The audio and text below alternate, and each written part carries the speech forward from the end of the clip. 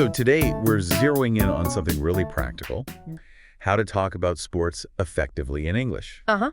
A common topic. Right. And we've got some fascinating examples actually from IELTS Speaking Part 1.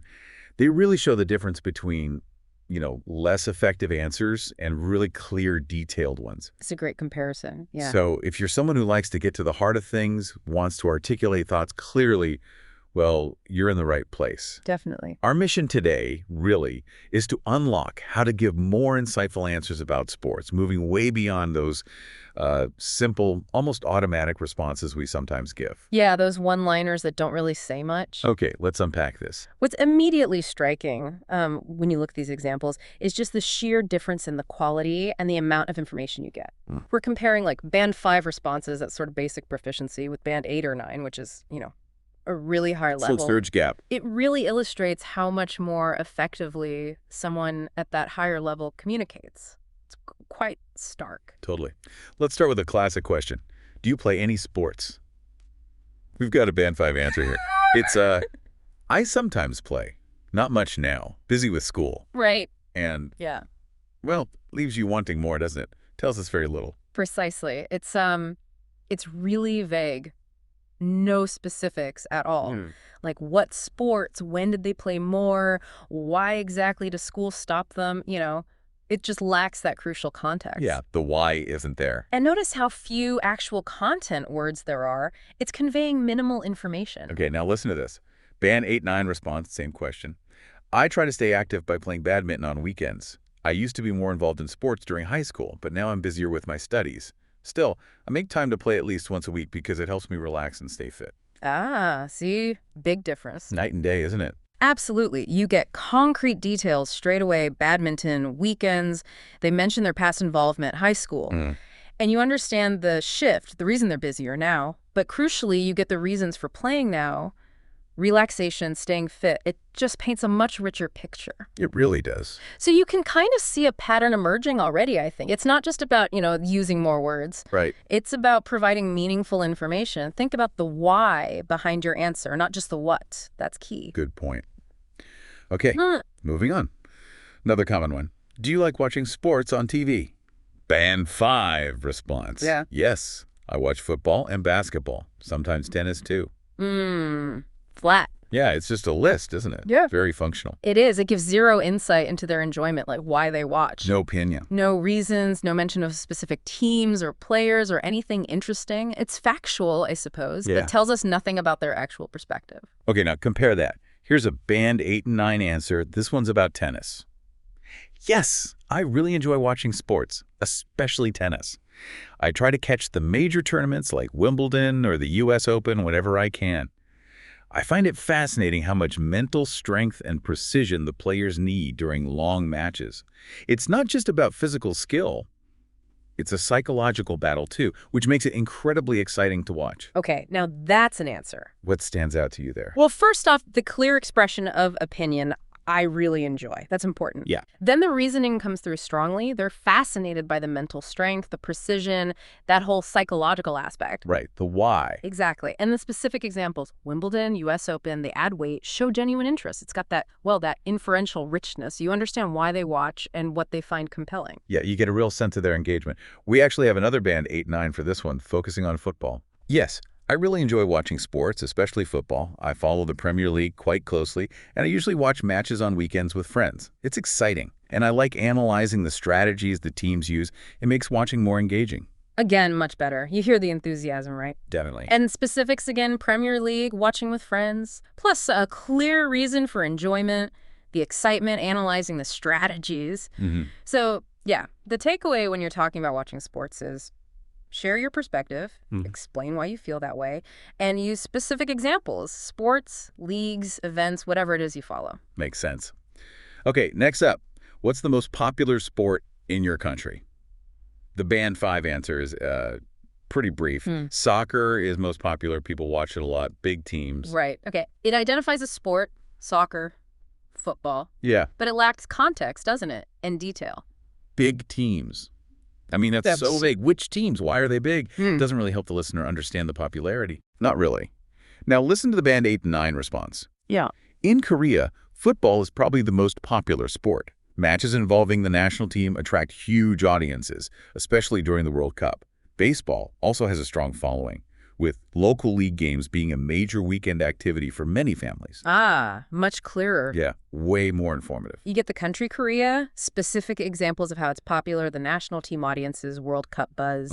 And then another popular sport, baseball, with context, local leagues, families, weekends. It gives a much fuller picture. Definitely. So when you're tackling that kind of question, think about providing that specific context, like the location. Mention key events, maybe describe how people actually engage with the sport. Good advice. Okay, let's switch to personal preference. Yeah. Do you prefer playing sports or watching them? Band 5. Yeah. I like both. Playing is fun. Watching is easy. Short and, well, very surface level. Yeah. It states a preference, sort of, for both, but doesn't explain why playing is fun or why watching is easy. There's no real depth there, no reasoning. Compared to the band 8 to 9 response, I actually prefer playing sports over watching them. It gives me a sense of achievement and keeps me physically active. That said, I do enjoy watching major tournaments like the Olympics or the World Cup.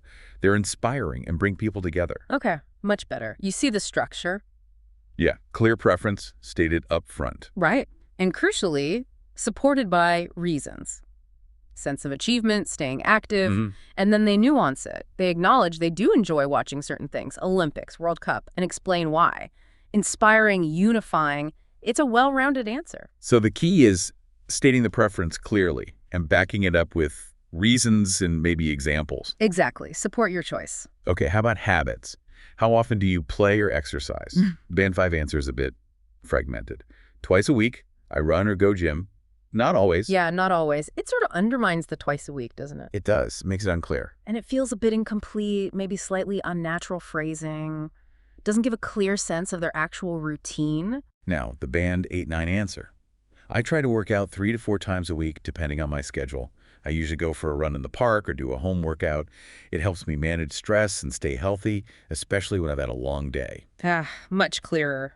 Much more detailed. Big difference in clarity, yeah. You get a more precise frequency, 3 to 4 times, with a qualifier, depending on my schedule. Realistic. Exactly. Types of activities are mentioned, running in the park, home workout.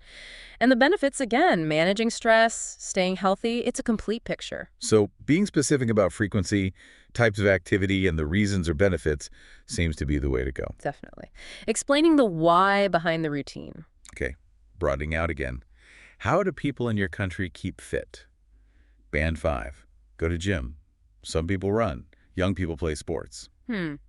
Very general points, aren't they? Yeah, like categories but no detail. Right. They lack connection, lack detail.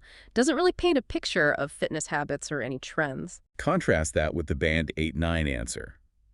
These days, going to the gym has become very popular, especially among young adults. Others prefer outdoor activities like hiking or cycling, especially on weekends.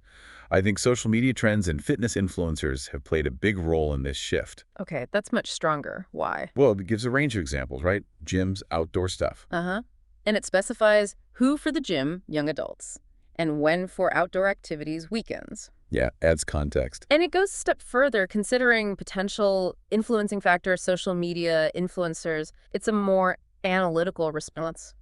So when talking about broader habits like this, try to give a variety of examples and maybe think about underlying social or cultural factors. Good summary. Think a bit bigger picture. Right. How about kids? Is it important for children to play sports? Band 5. Yes. Very important. Make them healthy and strong. Okay, it hits the basic physical points, healthy, strong, but it's very basic, isn't it? Doesn't explore anything beyond the obvious physical benefits. The vocabulary is quite simple, too. Yeah, limited. Now, the band 8-9. Absolutely. I think playing sports is essential for children. It helps them stay healthy, but more importantly, it teaches valuable life skills like teamwork, discipline, and perseverance. Kids who are active in sports also tend to develop stronger social bonds. See the difference. Much more depth. Definitely. It goes way beyond just physical health. Exactly. It highlights those crucial life skills, teamwork, discipline, perseverance, and the social aspects, stronger bonds. It covers multiple dimensions. So emphasize those broader benefits, not just the physical stuff. Precisely. Think about personal and social development, too. Okay, looking ahead. Do you think people will play more or less sports in the future? Band 5 prediction? Maybe less. People use phone a lot. don't go outside. Grammar's a bit off there. Yeah. And it's a pretty simplistic argument, isn't it, based on just one observation about phones. Doesn't feel very considered. No. Compare it to the band 8-9 answer. Unfortunately, I think people might play less sport in the future due to increased screen time and busy lifestyles.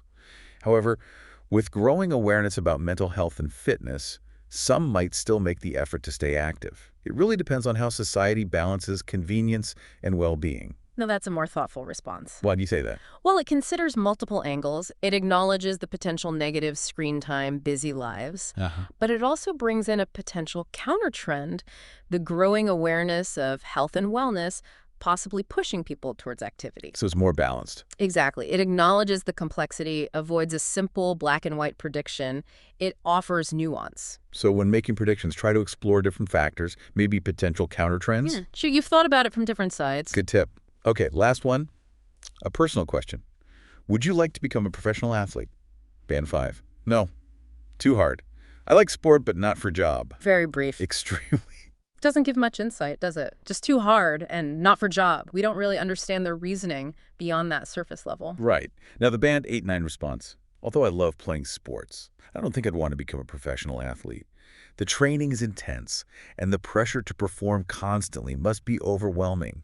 I'd rather keep it as a hobby that I enjoy without the stress of competition.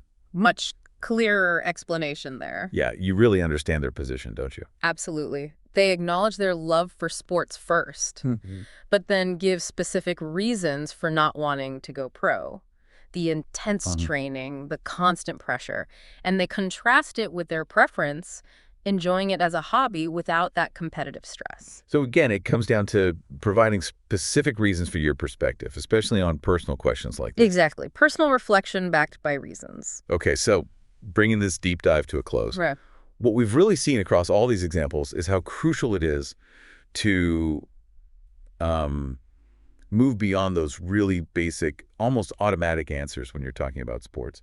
Yeah, absolutely. Ditch the one-liners. Right. Whether you're discussing playing, watching, popularity, preferences, the key seems to be consistently providing specific details. And reasons. Always the reasons. Explaining your reasons clearly, Yeah. giving relevant context, and actually sharing your genuine thoughts and opinions. It's about adding that layer of meaningful info. No, precisely. By focusing on the why and giving those specifics, those examples, you're not just showing a better command of English. No. You're making the conversation far more engaging, more informative for whoever you're talking to. Totally. And that skill, articulating thoughts clearly with detail on everyday stuff like sports, that's valuable everywhere, isn't it? Incredibly valuable in all kinds of communication. So on that note, here's a final thought for you, the listener.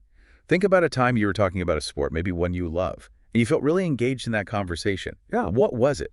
What specific details or aspects made it so compelling to talk about? Interesting question. Yeah, and maybe consider how you could consciously apply these principles we've talked about today, adding those specifics, those reasons, that context, to bring that same level of engagement to all your conversations about sports. Something to think about. It's definitely something to mull over. Thanks for taking this deep dive with us.